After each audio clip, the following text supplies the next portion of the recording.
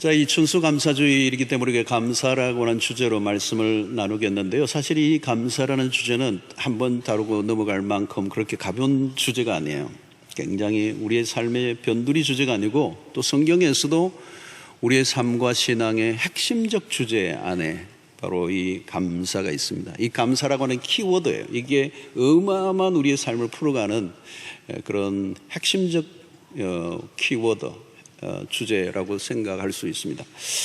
자, 오늘 이 136편은 하나님의 창조의 하나님, 구속의 하나님에 대한 찬양과 감사를 표현하고 있습니다.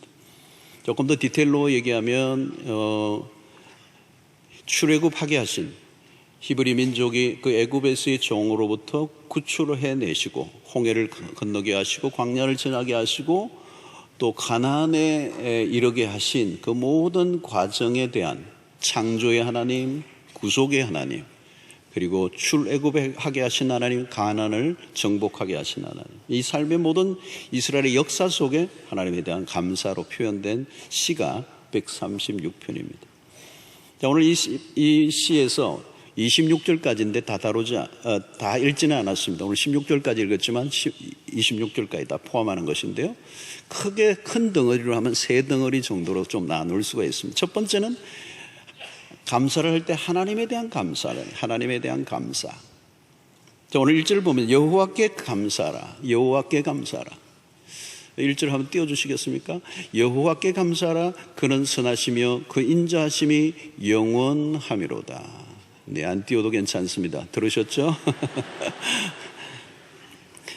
자, 그 다음에 또 2절부터 나오는 게 계속 반복되는 게 뭐냐면 무엇 하는 이에게 감사라. 예, 이게 계속 반복되고 있습니다. 그분이 누굴까요? 하나님이시죠. 여러분, 그러므로 이 시편의 주제는 어렵지 않습니다. 하나님이 어떤 분이신가, 그리고 그분에 대해서 우리의 반응은 어떻게 할 것인가. 자, 우리가 하나님이 누구이신가를 바로 안다면 지극히 당연하고 자연스러운 반응이 감사일 수밖에 없다는 겁니다. 오늘 여기 반복되는 문구가 있죠. 끝마다 계속 반복되는 후렴구가 있는데요. 그 인자하심이 영원하시도다. 몇 번 나올까요? 참고로 9절이 26절까지 있습니다. 26번 나와요. 이것은 우리가 감사해야 할 이유입니다. 그래서 136편 전체에 걸쳐 감사의 바다에 감사가 물결치고 있는 거죠. 자, 단테 가브리엘 로세티라고 하는 사람이 이런 얘기를 했습니다. 무신론자에게 가장 비참한 순간은 순수하게 감사를 느끼면서도 그 감사를 표현할 대상이 없을 때. 여러분, 그런 거 있잖아요. 인생을 살아가면서 정말 감사를 모르고 감사하지도 않았던 삶을 살았는데도 불구하고 어느 날 정말 이것은 감사해야 돼라고 생각이 들 때가 있는데도 불구하고 그때 내가 감사를 누구에게 해야 되지? 감사의 대상이 없을 때 대략 난감. 이런 감사는 전적으로 하나님을 향해야 합니다. 감사는 하나님과의 관계를 입증해요. 여러분, 내가 신이 되면 어떤 현상이 일어납니까? 나 중심으로 돌아가야 돼요. 근데 세상이 나 중심으로 돌아갑니까? 그렇지 않아요. 그러니까 원망과 불평이 쌓일 수밖에 없는 것입니다. 여러분, 하나님을 예배하지 않고 자신을 숭배할 때 삶 전체가 깨어집니다. 인간이 하나님보다 자기 자신에게로 모든 관심을 기울일 때 무질서와 혼란과 불평과 원망과 불만족이 터질 수밖에 없는 것입니다. 오늘 1절부터 9절까지 창조의 하나님에 대한 감사와 찬양입니다. 우주 만물이 하나님으로부터 왔다고 노래하는 거죠. 우리의 모든 존재의 근원은 하나님이시다. 스스로 존재할 수 있는 것은 아무것도 없음을 인정하는 것입니다. 그러므로 감사는 창조주 하나님에 대한 마땅한 반응이다. 내가 존재하고 있는 것에 대한 감사로부터 모든 게 출발되어야 한다는 것입니다. 사랑하는 성도 여러분, 우리에게 있는 어떤 것도 하나님으로부터 오지 않는 것이 있습니까? 그러므로 감사는 단순한 생활 습관이나 매너의 문제가 아니라 근본적인 문제입니다. 하나님과의 관계와 직결된다는 거예요. 하나님과의 관계가 깨어지면 원망과 불평이 찾아오게 되어 있습니다. 하나님을 하나님으로 인정하지 않는 순간 삶은 불만족으로 가득 차게 된다는 겁니다. 원망과 불평은 결국 내가 하나님의 자리에 앉아 있는 것, 그리고 하나님에 대해서 완전한 항복을 하지 않고 있다는 것을 입증하는 것이라는 겁니다. 자아중심적 삶의 특성이 원망과 불평입니다. 여러분 보십시오. 자아가 강할수록 원망과 불평은 더 늘어날 수밖에 없습니다. 그러므로 우리는 어떻게 해야 돼요? 자아중심에서 하나님 중심으로 옮겨야 합니다. 나를 만족하게 하고 나를 즐겁게 하려고 몰두하는 동안에는 불평이 늘어날 수밖에 없기 때문에, 오늘날 여러분 이 세상의 모든 문화가 그렇습니다. 우리의 자아중심적 삶에 불을 막 붙여버리는 거죠. 당신이 이것을 하면 행복할 것이라고, 당신이 행복하게 하기 위해서는 이런 것들을 해야 한다고, 당신이 행복하기 위해서 자기 관리를 이렇게 하라고 부추기는 문화들로 가득 차 있습니다. 모두가 뭐예요? 당신 자신이라는 거예요.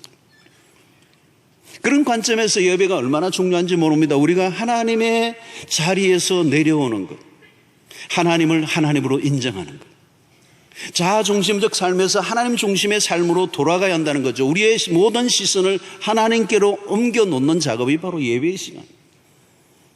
그래서 오늘 이 1절은 여호와께 감사하라, 하나님을 하나님으로 인정하라는 것입니다. 여러분, 하나님을 향해 원망하는 삶을, 죄를 짓지 않게 되기를 바랍니다. 비록 내가 원하지 않는 상황으로 몰려가고 있다 할지라도 하나님은 여전히 하나님이심을 고백할 수 있게 되기를 바랍니다. 하나님께 초점을 맞추십시오. 하나님에게 맞춘 초점이 어긋나면 그 순간 모든 게 헷갈려요. 그래서 우리의 관심은 언제나 어떻게 하면 하나님을 기쁘시게 할 수 있을까? 내가 기쁘게 할 것이 아니라 하나님을 기쁘시게 하는 삶에 초점을 맞추고 살아가면 기쁨은 저절로 따라올 줄로 믿습니다. 여러분, 우연이 아니고요, 그냥 운이 아니에요. 여러분, 우리가 사는 이 세상이 어떤 곳입니까? 죄악으로 가득 찬 세상입니다. 살벌합니다. 죄의 힘이 지배를 하고 있는 세상입니다. 악한 자들이 득세하고 있습니다. 그뿐만 아니라 삼킬자를 찾아 두루다니는 이 마귀가 눈을 부릅뜨고 삼킬자를 찾고 있는데, 매 순간 위험한 일들이 끝도 없이 일어납니다. 우리의 영혼과 육체가 위협을 당해요. 이런 세상 가운데서 우리가 아직 건재하고 있다는 것, 여러분, 자고 일어나는 것, 숨을 쉬고 있는 것, 맥박이 정상적으로 뛰고 있는 것, 피가 순환되고 있는 것, 찬 것을 차다고 느낄 수 있는 것, 밥을 먹는 것, 먹은 것을 소화해내는 것, 여러분, 하나하나가 기적이에요. 병원에 가보십시오. 호흡기를 끼고 누워있는 환자를 보십시오. 기적입니다. 예수 믿게 된 게 기적이에요. 그래서 이게 놀라운 일이에요. 체스턴이 이런 얘기해서, 아이들이 성탄절 아침에 일어나 양말에 들어있는 사탕을 보고 감사할 대상이 있다면 내 두 발을 나의 양말 속으로 집어넣을 수 있게 된 것을 감사할 대상이 없겠는가? 그런 말하기를, 모든 당신의 마지막 생각이 모두 감사가 되게 하라. 당연하게 받아들여야 할 것은 이 세상에 하나도 없다는 거예요. 그래서 시편 136편의 감사는 이미 행하신 것들에 대한 감사예요. 문제는 뭘까요? 망각정세입니다. 너무 쉽게 잊어버리는 거예요.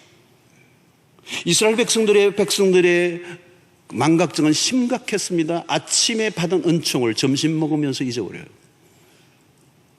출애굽기 15장을 보면 그들은 홍해의 기적을 경험했습니다. 불구하고 여전히 사흘 만에 원망과 불평을 쏟아냅니다.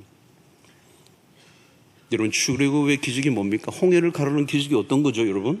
이건 상상할 수 없는 기적을 체험한 사람입니다. 그런데 그들은 단 사흘 만에 원망과 불평이 터집니다. 인간이라는 존재예요. 그래서 1세대가 원망과 불평으로 광야에서 죽어갈 때, 이 세대들이 1세대의 실패를 반복하지 않도록 신명기라는 말씀을 주시고, 그 신명기의 주제는 remembrance, 기억하라, 잊지 말라, 하나님의 은혜를 잊지 말라. 사랑하는 성도 여러분, 부모가 자녀에게 가르칠 최고의 레슨이 있다면 감사가 아니겠습니까? 부모들이 자녀들에게 끊임없이 가르쳐요. 사실은 감사하다고 해야지. 누가 용돈을 주면 감사하다고 해. 사탕을 줘도 감사하다고 해. 누가 일으켜줘도 감사하다고 해야지. 순간순간 가르치지만 자녀들은 감사를 잘 표현하지 못해요. 이게 본성이 그래요. 본성이, 죄의 본성이. 여러분, 아무리 많은 것을 배워도 감사를 모른다면 배운 것은 의미를 잃어요. 우리의 감사는 우리가 감사할 때 그 감사야말로 배움의 완성입니다. 감사하지 못했다면 그 배움은 의미가 없어요. 감사할 때 비로소 그 모든 것이 나의 것이 되는, 자신의 것이 되는. 여러분, 감사하면 이미 성공한 사람입니다. 감사하면 이미 행복한 사람이에요. 감사하면 이미 상황을 이겨낸 사람이에요. 감사하는 사람은 최상의 인격을 가진 사람이에요. 감사하면, 그 감사하는 사람은 신앙의 절정에 이른 것입니다. 감사의 삶은 이미 천국이 시작된 겁니다. 사랑하는 성도 여러분, 내가 생각하는 대로 돌아가지 않아도 낙심하지 마시고요, 원망하지 마시고요, 불평하지 마시고, 어떤 일도 하나님을 벗어나 일어나는 일은 없어요. 세상 사람들이 가지는 고정관념이 하나 있습니다. 그것은 뭐냐면 자신이 원하는 대로 돌아가야 형통이라고 생각하는 겁니다. 그러나 여러분, 우리는 달라요. 내가 원하는 대로 돌아가지 않아도 형통해요. 왜요? 우리의 삶의 모든 것이 하나님의 손길 속에 있기 때문에. 그래서 바울은 데살로니가전서 5장 18절에서 범사에 감사하라. 그 이유가 뭘까요? 내가 생각하는 것과 다른 일들이 벌어져도 하나님의 절대 주권을 믿고 있기 때문에. 이게 우리의 신앙의 기초입니다. 하나님의 주권과 섭리를 믿는다는 것은 무엇을 의미합니까? 우리에게 일어나는 어떤 일도 하나님의 거룩한 목적을 이루는 데 쓰여질 수밖에 없고, 뿐만 아니라 결국은 하나님의 백성들에게 유익한 것으로 바뀌게 될 것이다 라고 하는 거예요. 그게 로마서 8장 28절 얘기 아니겠습니까? 합력하여 선을 이루느니라. 하나님은 능력이 많으신 분이에요. 이스라엘의 하나님, 그 기적을 행하신 하나님, 기이하고 놀라운 일을 행하신 그 하나님. 우리의 삶이 다 엉켜져 있어도 하나님은 기가 막히게 조율하시고, 우리의 어지러운 현실이라도 하나님은 기가 막히게 정리하시고 아름답게 매듭을 지으시는 선하신 하나님. 성도 여러분, 하나님의 기적을 우연으로 돌리지 마십시오. 그래서 G.K. 체스턴은 그런 얘기를 해요. 오늘 우리에게 기적이 필요한 것이 아니라 감탄이 부족하다. 우리에게 필요한 것은 감탄이다. 오늘 일어난 일들에 대해서 감탄을 하는 거예요. 여러분, 기적을 원하기보다 이미 일어난 기적에 찬양하는 눈이 열리게 해달라고 기도할 수 있기를 바랍니다. 셋째는 하나님이 주신 것들에 대한 감사예요. 21절로 25절까지를 보시면 계속 반복되는 구절은 무엇 주신 이에게 감사하라. 21절을 볼까요? 그들의 땅을 기업으로 주신 이에게 감사하라. 25절에 모든 육체에게 먹을 것을 주신 이에게 감사하라. 여러분, 창조의 하나님은 모든 피조된 존재들에게 생명을 보존하도록 공급하시는 하나님.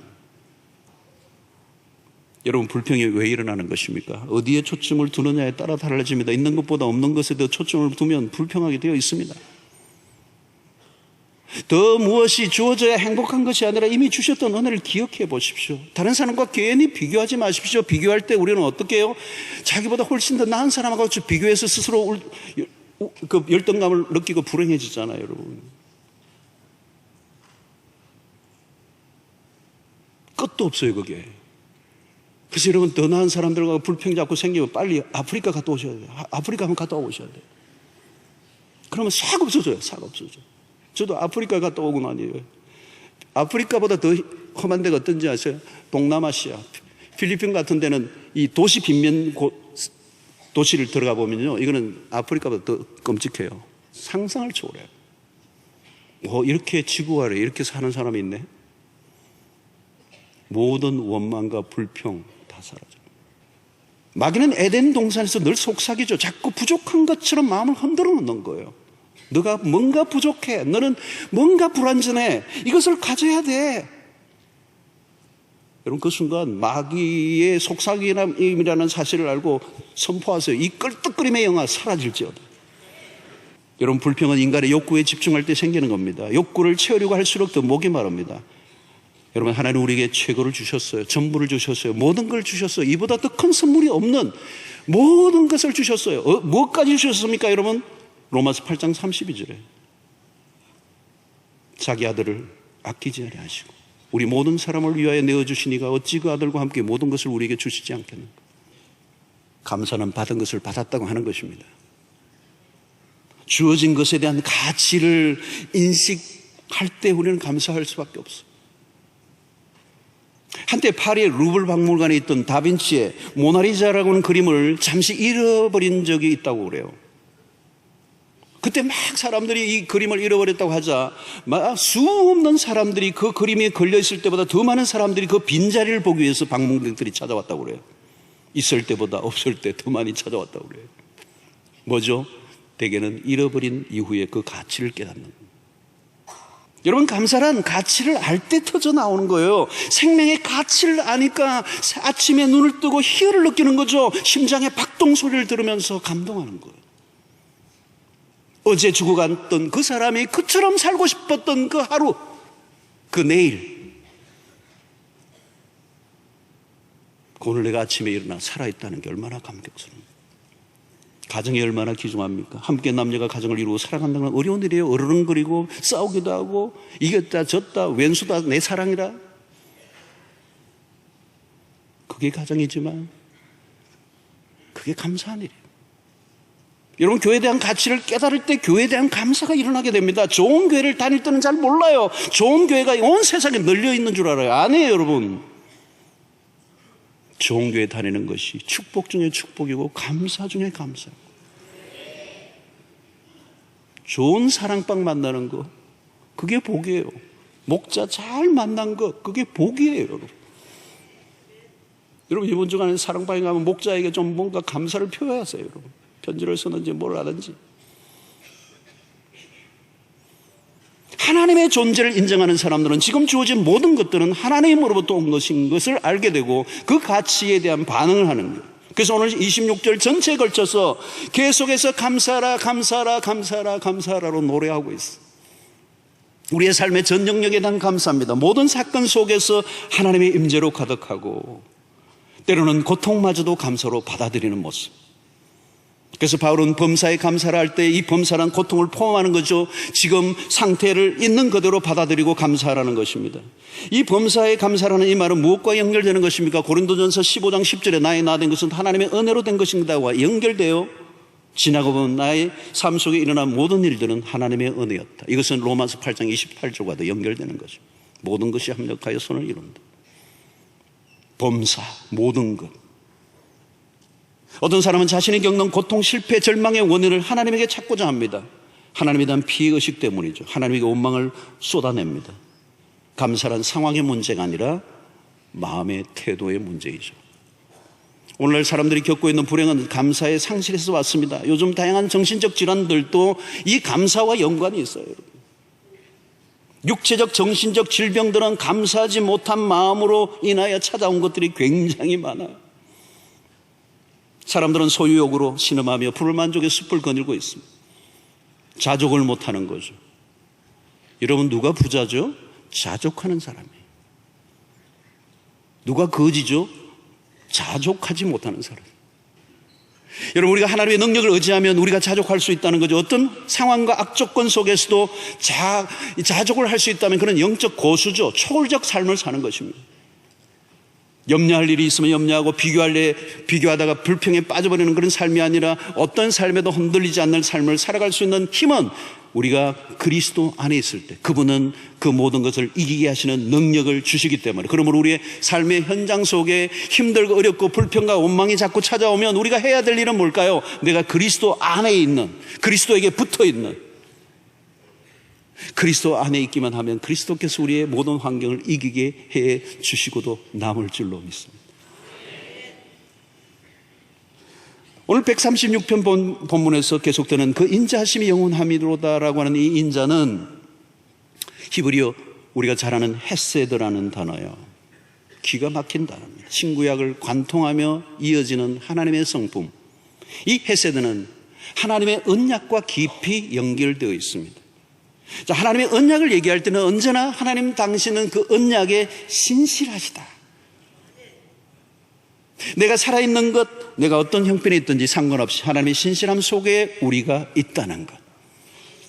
때로는 여러분 우리의 삶에 내가 그리고 싶은 그림이 그려지지 않아서 원망과 불평과 불만족에 빠질 때가 있지만, 여러분 우리가 하나님의 언약 안에 있다면 내 그림이 완성되지 않아도 너무 걱정할 필요가 없어요. 하나님의 거대한 그림 안에 있기 때문에. 하나님의 그림은 하나님 당신이 완성하세요. 중요한 것은 우리의 그림이 아니라 하나님의 그림이에요. 그것을 우리는 다른 말로 표현하면 하나님의 섭리라고 얘기합니다. 그것은 반드시 이루어지고 그 안에 우리가 있다면 우리의 삶의 실패에도 불구하고 끝내는 우리를 승리케 해 주실 것이라고 하는 거예요. 사랑하는 성도 여러분, 이제 호흡을 크게 내쉬며 고개를 들고 우리의 시선을 자기를 바라보는 데서 이제 하나님을 바라보는, 그리고 영혼 깊숙한 곳에서부터 우러나오는 감사를 하나님께 드려보십시오. 삶이 얼마나 놀라운 축복인지, 우리에게 주신 구원이 얼마나 위대한 것인지, 우리가 이미 경험한 하나님의 은혜가 얼마나 큰 것인지, 우리의 힘으로 여기까지 온 것이 아닙니다. 우리의 신앙의 힘으로 여기까지 온 게 아니에요. 하나님 우리를 붙들어 놓지 않으심으로 우리를 여기까지 데리고 오신 거예요. 하나님의 은혜. 그 은혜를 어찌 감사하지 않을 수가 있겠습니까? 우리의 전 존재가 감사가 되어야 될 것입니다. 그래서 136편에 매 구절마다 감사가 붙어 있다는 것은 우리의 큰 의미로 다가와요. 우리의 모든 은혜의 센텐스마다 마지막은 감사가 되게 해 주시옵소서. 그게 우리의 은혜의 습관이 되어야 돼요. 감사. 훈련을 하셔야 돼요. 일상의 모든 것에서 감사할 수만 있다면 그 삶이야말로 기적일 줄로 믿습니다.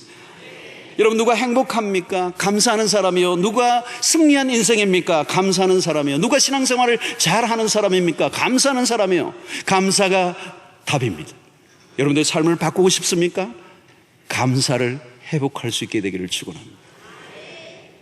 저는 호주에서 오랫동안 살면서 서구의 문화 속에, 특별히 기독교의 영향을 받았던 문화 속에서 가장 탑 1이 뭐예요? 가장 많은 그들이 쓰는 언어가 땡큐예요. 제가 호주에 가서 참 그걸 보면서 도전을 받아서 모든 게 땡큐예요.